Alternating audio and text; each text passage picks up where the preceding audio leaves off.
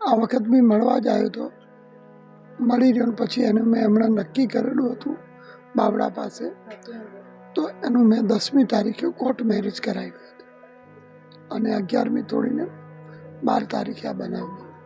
બસ મારી જિંદગીનો ખરાબમાં ખરાબ ને કાળામાં કાળો દિવસ કહેવાય.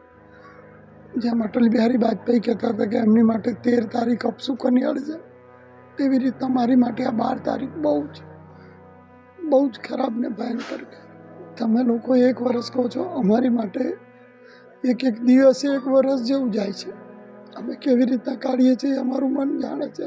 અમારો છોકરો હીરા જેવો અમારી માટે કોહિનૂર હતો. એની બધી બહુ યાદો છે. કેટલું બધું એને કરેલું છે કે એ અત્યારના કોઈ બી જુવાન 25 વર્ષમાં ના કરી શકે. મારી પાસે પણ શબ્દ નથી કે હું મારા છોકરાનું હશે મને બસ શું બોલું. એ જે મા બાપ માટે કરીને ગયો છે ને, આટલી ઉંમરમાં કોઈ ના કરી શકે પોતાના મા બાપ માટે. બસ આટલું કહેવા માંગીશ હું તમારા થ્રુ કે મારા છોકરાને ઇન્સાફ જોઈએ, બસ બીજું કંઈ નહીં જોઈએ. અને બીજું મને કશું નહીં કહેવાનું. હજુ તો 25 વર્ષનો મારો છોકરો, બહુ જ સપનું કે હજુ એની શાદી કરાવવાની.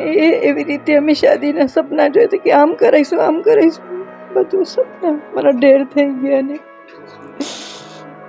એ પોતાના સપના પૂરા કરીને જતો રહ્યો, અમારા સપના અહીંયા મૂકીને. બસ એક ઇન્સાફ નહીં કે ભાઈ જે થયું હવે કોઈના સાથે એવું થવા ન જોઈએ, પણ એનું તમે સોલ્યુશન લાવો અને શું થયું ને કેવી રીતે થયું, બસ અમને એ વસ્તુની ખબર હોવી જોઈએ. હર મા બાપની ખબર પડવી જોઈએ જેને પોતાના બધા ગુમાવ્યા છે.